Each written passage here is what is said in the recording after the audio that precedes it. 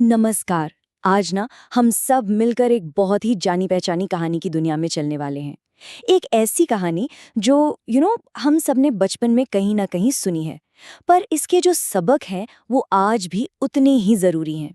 ये कहानी है एक शेर की, एक चालाक लोमड़ी की और सबसे जरूरी एक साथ खड़े हुए समुदाय की ताकत की।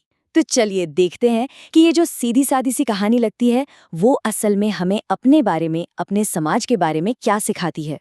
तो चलिए कहानी शुरू करते हैं। जरा सोचिए, एक बहुत ही घना हरा भरा जंगल है।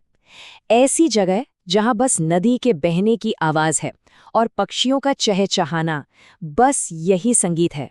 हमारी कहानी की शुरुआत ठीक यहीं से होती है। एक ऐसी दुनिया जो एकदम कह सकते हैं परफेक्ट थी, शांत और संतुलित। तो कहानी का पहला हिस्सा, एक शांतिपूर्ण जंगल। एक ऐसी दुनिया जहां सब कुछ सही था। मतलब शुरुआत में तो ये जंगल एकदम किसी सपनों की दुनिया जैसा था।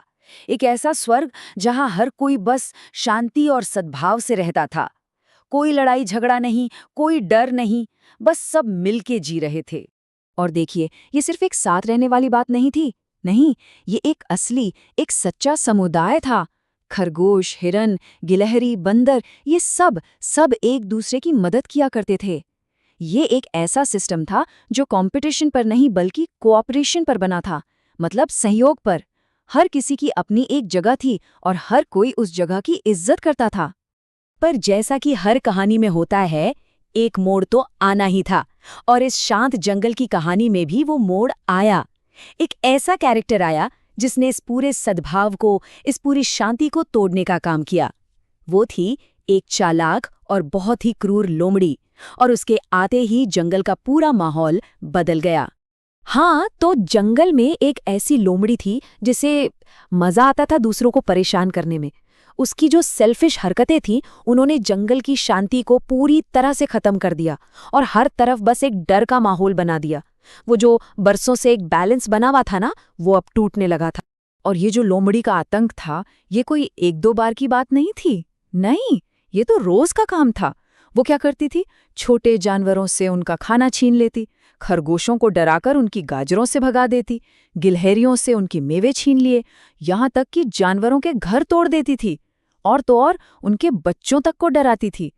अब जंगल में हर दिन बस डर और एक अजीब सी अनिश्चितता में बीत रहा था।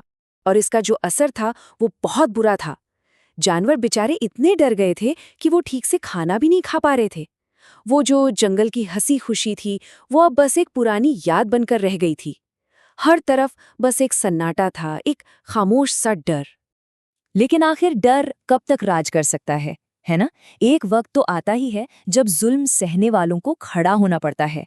और बस यही वो पल था जब जंगल के जानवरों ने मिलकर ये तय किया कि बस अब बहुत हुआ, अब चुप नहीं बैठेंगे, अब आवाज उठानी ही होगी। अब और नहीं सहा जाता, हमें किसी से मदद मांगनी होगी।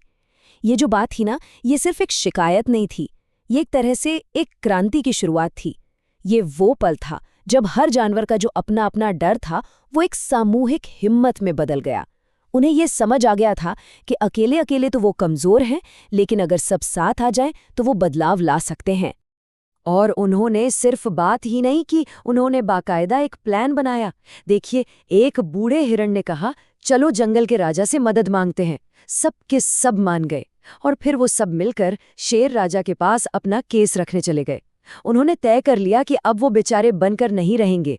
ये अन्याय के खिलाफ उनकी पहली ऑर्गेनाइज्ड लड़ाई थी। और ये दिखाता है कि बदलाव के लिए सिर्फ चाहत नहीं, एक अच्छा सा प्लान भी जरूरी होता है। तो चलिए अब हम पहुंचते हैं कहानी के क्लाइमैक्स पर। वो सीन जहां एक इंसाफ करने वाले राजा का सामना होता है एक बुली से। ये वो पल था जिसका इंतजार जंगल का हर जानवर कर रहा था। और शेर, जो कि सिर्फ ताकतवर ही नहीं बल्कि एक बहुत ही न्यायप्रिय राजा था, उसने सबकी कहानी बड़े ध्यान से सुनी और एक सच्चे लीडर की तरह उसने अपनी प्रजा की रक्षा करने का वादा किया। उसने ये दिखाया कि असली ताकत डराने धमकाने में नहीं बल्कि अपने लोगों की रक्षा करने में होती है। और फिर आया वो आमना सामना। शेर ने लोमड़ी को एक सीधा साधा अल्टीमेटम दिया, या तो तुम तुरंत अपनी आदतें बदलो और सबके साथ अच्छे से रहो, या फिर इस जंगल को छोड़कर हमेशा के लिए चली जाओ। पर लोमड़ी का जवाब क्या था? मैं नहीं बदलूंगी।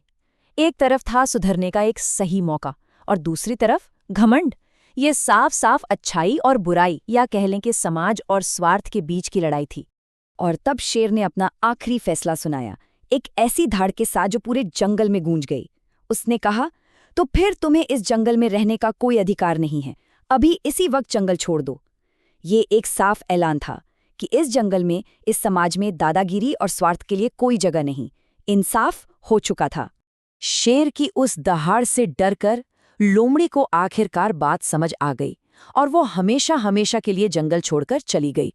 और बस इसी के साथ उस मुश्किल का अंत हो गया। डरी हुई, हारी हुई लोमड़ी को समाज से निकाल दिया गया। संदेश एकदम साफ था कि जब कोई समाज अन्याय के खिलाफ एक साथ खड़ा होता है ना, तो अन्याय को झुकना ही पड़ता है। तो कहानी तो यहाँ खत्म हो गई, लेकिन असली बात अब शुरू होती है। इस सीधी साधी सी लगने वाली कहानी से हम अपनी असल जिंदगी के बारे में क्या बड़े सबक सीख सकते हैं? चलिए इस पर बात करते हैं। तो आखिर हम इस कहानी से सीखते क्या हैं? सवाल तो बहुत सीधा है, लेकिन इसका जवाब हमें अपने समाज के बारे में बहुत कुछ बताता है। चलिए थोड़ा और गहराई में जाकर इसके असली मतलब को समझने की कोशिश करते हैं। देखिए, दो बहुत बड़ी बातें हैं जो ये कहानी हमें सिखाती है। पहली बात कि जो लोग दूसरों को परेशान करते हैं, वो कभी भी सच्ची खुशी नहीं पा सकते। वो आखिर में अकेले रह जाते हैं। और दूसरी और शायद सबसे जरूरी बात कि जो लोग अन्याय के खिलाफ आवाज उठाते हैं, उन्हें इंसाफ जरूर मिलता है, हमेशा। और हम आपको इसी एक सवाल के साथ छोड़कर जा रहे हैं कि अन्याय के सामने एक साथ मिलकर उठाई गई आवाज वाकई कितनी शक्तिशाली हो सकती है। ये कहानी सिर्फ जंगल या जानवरों की नहीं है, ये कहानी हम सबकी है। ये हमें याद दिलाती है कि बुराई चाहे कितनी भी बड़ी क्यों न लगे, एकता की आवाज के सामने उसे झुकना ही पड़ता है। इस पर सोचिएगा जरूर।